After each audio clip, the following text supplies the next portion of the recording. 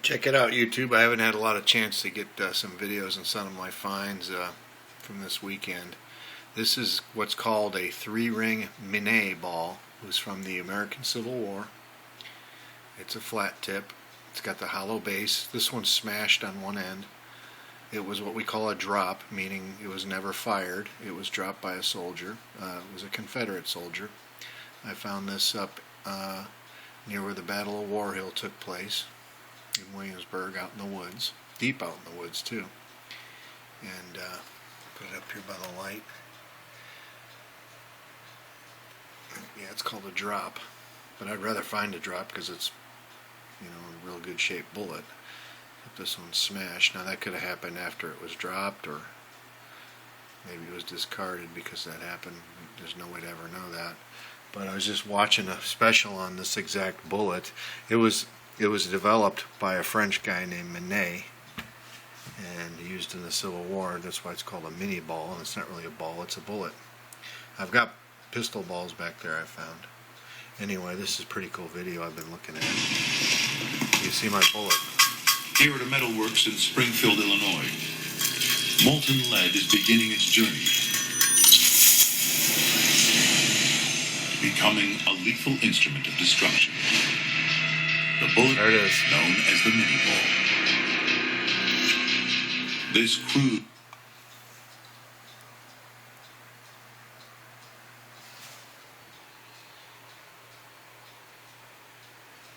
right there.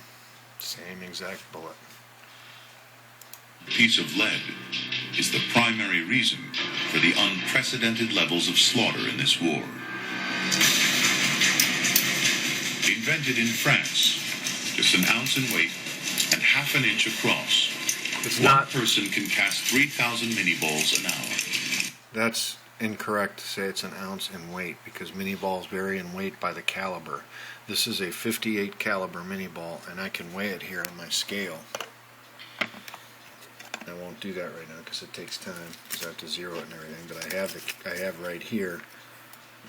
This weighs, well, it's 1.074 ounces, and typically bullets are measured in grain. It's 470 grains, or 30.466 grams. Its diameter, depending on kind of where you get it at with this thing, is between 0.546 and 0.595, which makes it a 58 caliber Minnie ball. But they don't always weigh an ounce. That will depend. And I could prove that an error. This I have on loan from the College of William and Mary. It's the book. It's a $150 book. Civil War Projectiles 2, Small Arms and Field Artillery with supplement.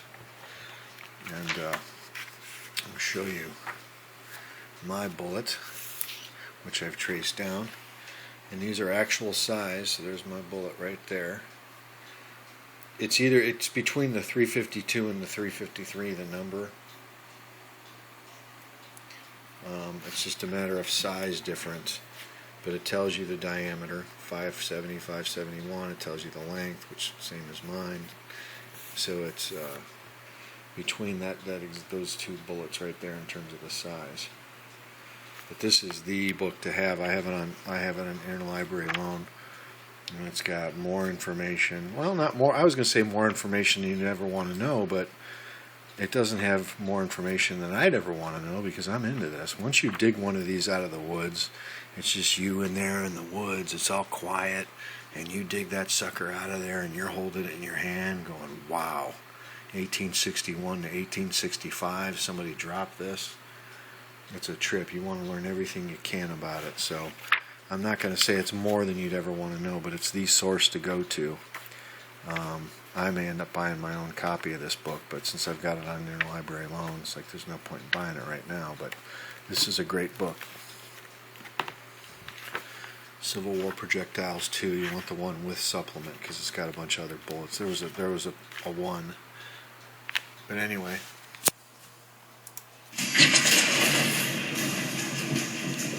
Each one of these simple bullets can rip through a man's body in a fraction of a second. Imagine getting hit with that. The Minnie ball is used by North and South alike. Demand for this killer bullet runs so high that an entire industry springs up, supplying mini balls to the front line.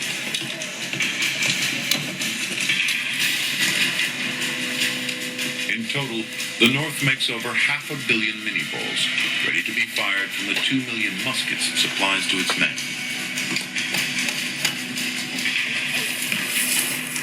In many ways, the Civil War was the first modern war because it was the first war that took place after the Industrial Revolution had begun to transform our country.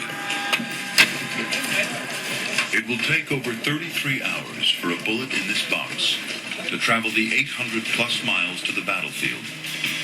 This is a 33 caliber bullet that I dug also last weekend. It fooled me at first because it's got the rings, and I thought, oh, it's a Minnie. But it's actually, I don't know how old it is. I think it's fairly old based on the patina on it. But it's a 35 caliber, modern bullet compared to this Minnie. I also found this is another type of bullet, but I have not tracked that down yet. And this is the find. You're not going to be able to see it with the lighting in here. This is a 1908. Right there, it's a 1908 V nickel. It's got a V on the back. With the lighting in here, you really can't see it, but it's a 1908 V nickel. My great-great-grandparents arrived, not the Reeds. They've been here since before the Revolutionary War and fought in it. But the Zerwick side, my mom's family, got here in 1909, and I know the actual ship they came over on. This is a 1908. So this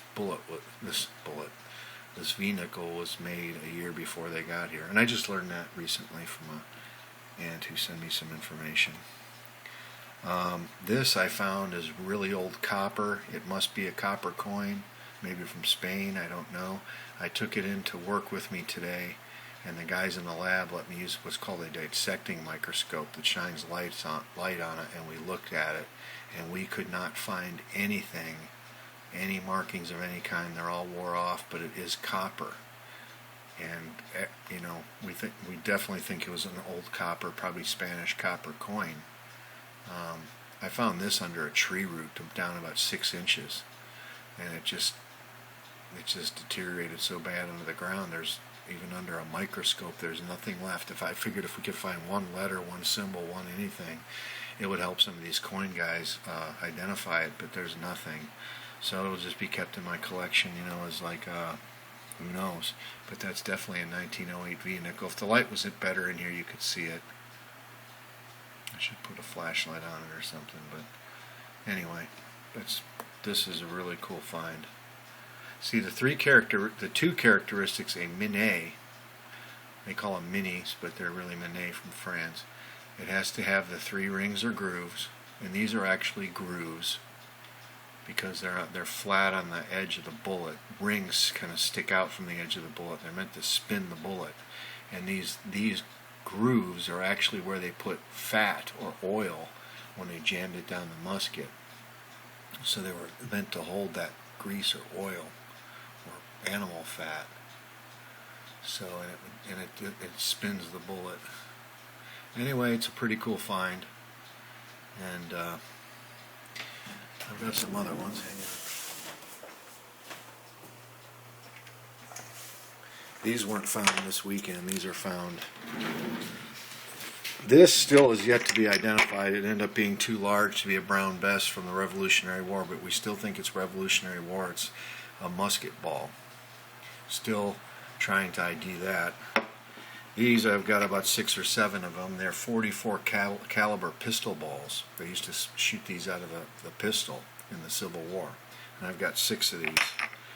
And some of them have the white patina on them like this one does.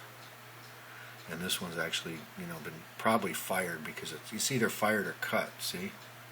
It's not perfectly round. And here's another grooved bullet, which we ended up finally tracking this down because I've got calipers right here and a scale. And it ends up being a bullet out of a Derringer, which were also used in the Civil War. And it's like I think it was 44 or 45 caliber. I can't remember. I know exactly. I've got it written down. And I've got a bunch more of those little Civil War pistol balls I've dug. There's a whole bunch in here. And this was the very first bullet I found. It's filled with the kind of white patina. And we just think it's early 1900s. And it's about a 9mm in size. And here's another flat tip 9mm modern. Who knows the age of it? I've dug that. And a bunch more of these 44 caliber pistol balls. So really interesting stuff out there. But you got to be able to get in the woods and brave the snakes and everything else out there. But that's just the way it is. I love being out there because there's nobody out there, and it's, you know, it's just kind of, it's so quiet. You can hear the acorns dropping out of the trees, and you can hear a squirrel like a half-mile away. I mean, it's just amazingly quiet out there, and you could just literally hear a pin drop kind of thing. But mostly you're hearing, I hear acorns dropping out of the trees, and they kind of startle you sometimes because they're close and you think somebody's over there. But you just kind of get into swinging the coil and listening for that signal. I remember when this signal came in, and when you're out there, you're not digging a lot of junk. You know what I mean? There's just no signals out there unless you get in an old home site or something where you got a bunch of iron out of the ground. I think I dug two modern shotgun shells. That other bullet I showed you, and then this. I remember swinging over this, getting that beep, and it was a beep in all directions, and I'm like, man, that's, and it's got the, it was ringing up as a 72 on the AT Pro. I'm like, that's got all the characteristics of a Minnie ball. And so I dug a wide plug so not to hit this bullet. You got to be careful when you're digging. And then I stuck my, the ground is so tough out there, I could just barely get it up the plug. And I just jammed the pro pointer down into it, and it went like I was right on the object. So I took my, I've got a, what is it, the piranha shovel, and kind of scooped a bunch of the dirt out of there. And I actually scooped this thing right out of the hole. Really great find. I just thought I would make a video of that. I haven't had a lot of chance. To find its target. It's a pretty busy week, but I kind of want to document some of these finds because next weekend I'll find more, and then I'll be 2 weeks behind to document and stuff. But two really great finds: 1908 V-nickel and a 58 caliber Minnie ball. Later on, maybe I'll do a video and show you the kind of weapons these things are used in. They're insane.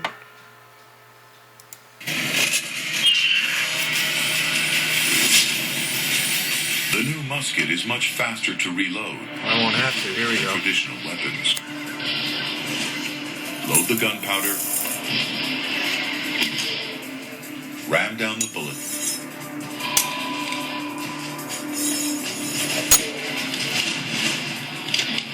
And it's ready to fire. There's actually more to it than that.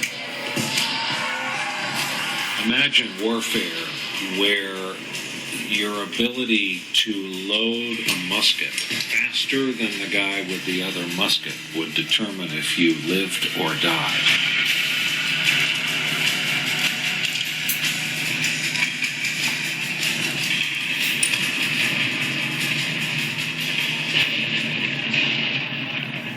You don't look through the barrel like that.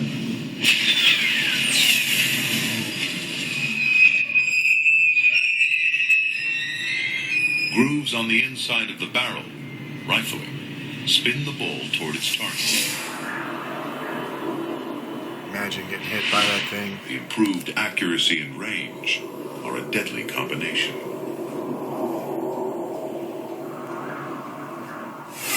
1 second, everything's great. The next second, your buddy's head's gone, or his arm's flying off. You don't want to know what a soft metal musket ball does when it enters the human body.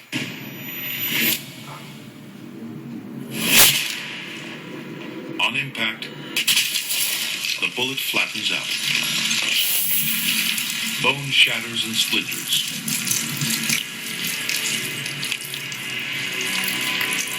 Causing further damage to muscle and tissue. More often than not, the result of a direct hit, death.